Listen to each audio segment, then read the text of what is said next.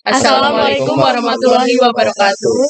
Kami dari kelompok 5, kelas TPPL 2A, mata kuliah teori bioremediasi akan menjelaskan tentang materi aplikasi bioremediasi di Indonesia. Beranggotakan, saya Meita Nuranggraini, Saya Muhammad Eko Irfansyah. Saya Nurul Chairunisa.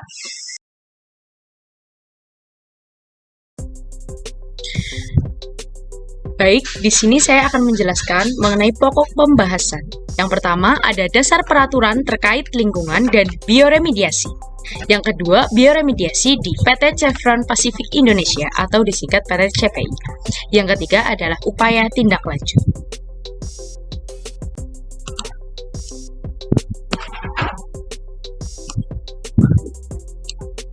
Yang pertama, dasar peraturan terkait lingkungan dan bioremediasi. Nomor 128 tahun 2003 tentang tata cara dan persyaratan teknis pengolahan limbah minyak bumi dan tanah terkontaminasi oleh minyak bumi secara biologis. Yang pertama ada limbah minyak bumi.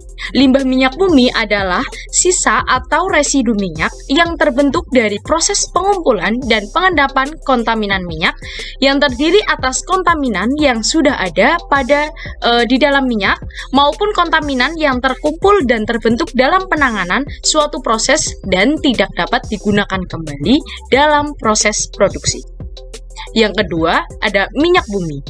Minyak bumi adalah hasil proses alami berupa hidrokarbon dalam kondisi tekanan dan temperatur atmosfer yang berupa fase cair atau padat, termasuk aspal, lilin mineral atau ozokerit, dan bitumin yang diperoleh dari proses penambangan.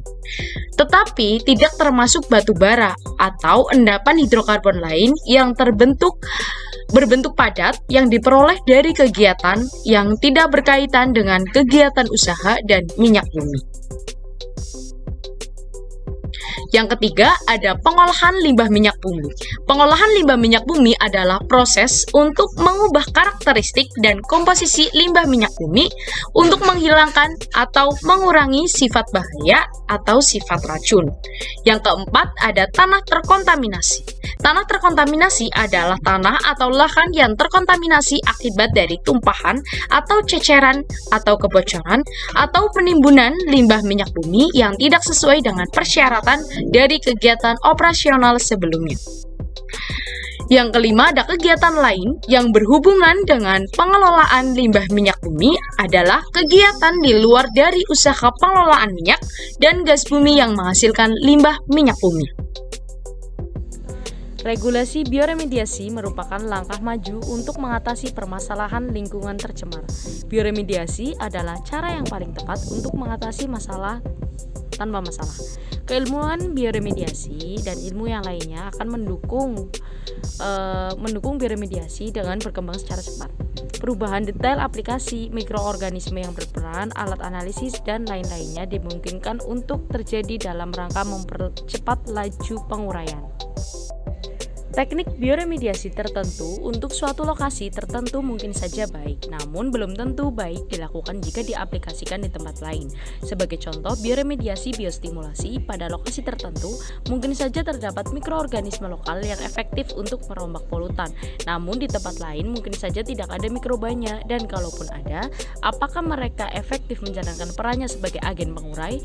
Dengan kata lain, teknik bioremediasi adalah sangat spesifik. Oleh karena itu, aplikasi bioremediasi harus dilakukan secara hati-hati. Beberapa regulasi lain yang berkaitan dengan Keputusan Menteri Lingkungan Hidup Nomor 128 pada tahun 2009 adalah yang pertama, Undang-Undang Dasar tahun 1945.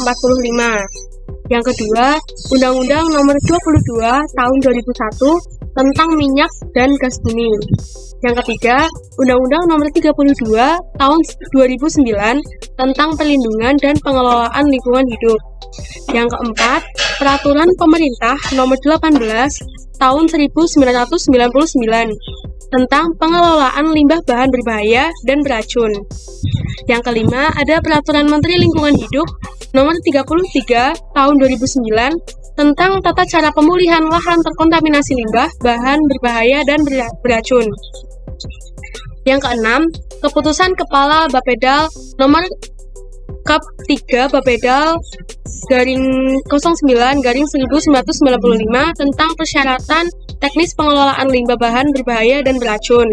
Yang ketujuh, keputusan Kepala Bapedal nomor Kap 4 garing Bapedal garing 09 garing 2000 garing 1995 tentang tata cara dan persyaratan penimbunan hasil pengelolaan, persyaratan lokasi bekas pengolahan, dan lokasi bekas penimbunan limbah bahan berbahaya dan beracun. Nah, topik yang kedua yakni bioremediasi di PT Chevron Pacific Indonesia. Apa sih itu PT Chevron Pacific Indonesia? Nah, PT CPI ini merupakan perusahaan minyak asing terbesar yang ada di Indonesia. Dulu, CPI bernama PT Caltech yang merupakan anak perusahaan dari Chevron dan Texaco. Perubahan nama menjadi CPI itu terjadi di tahun 2005, didasari oleh arah perubahan pemilik saham. Kegiatan eksplorasinya ini pengeboran pertama kali yang dilakukan pada tahun 1939 di daerah Kubu 1, diikuti pada tahun berikutnya di daerah Mina 1, Sebanga, dan juga Duri. Nah, wilayah operasi dari CPI ini secara keseluruhan mencapai 42.000 km persegi, mencakupi 4 provinsi, ada Riau, Jambi, Sumatera Utara, dan Aceh. Dari wilayah yang operasi di Sumatera, CPI mampu memproduksi 50% dari kapasitas produksi mentah minyak di Indonesia. Nah, sebagai perusahaan yang bergerak dalam bidang usaha migas, tidak bisa dihindari bahwa pasti akan menghasilkan limbah selama proses eksploitasi dan juga pemurnian yang dilakukan oleh PT CPI ini.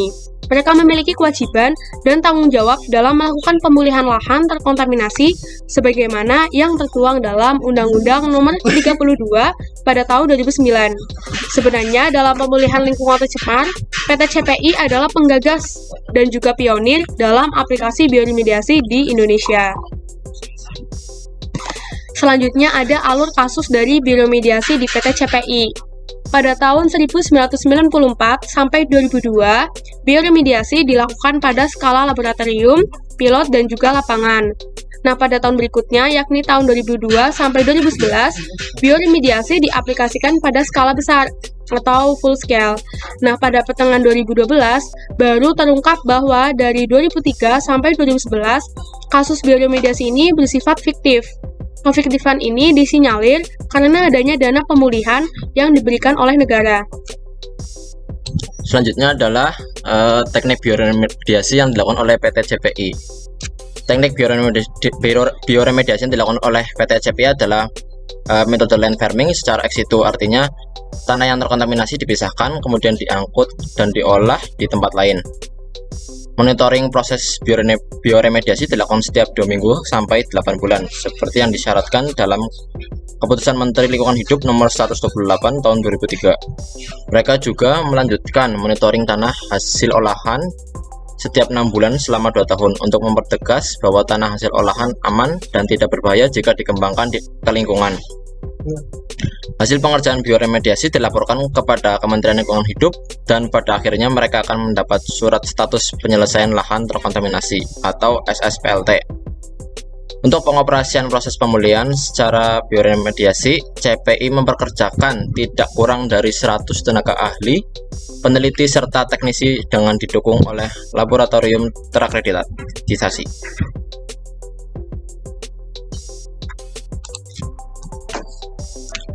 Upaya tindak lanjutnya berkaitan dengan uraian aplikasi bioremediasi di Indonesia. Beberapa upaya tindak lanjut perlu mendapatkan perhatian dan perlakuan yang serius. Upaya tindak lanjut didasari oleh suatu kenyataan bahwa lingkungan tercemar harus dipulihkan dengan metode yang benar, jauh dari hasil yang menyimpang dan memiliki biaya yang murah.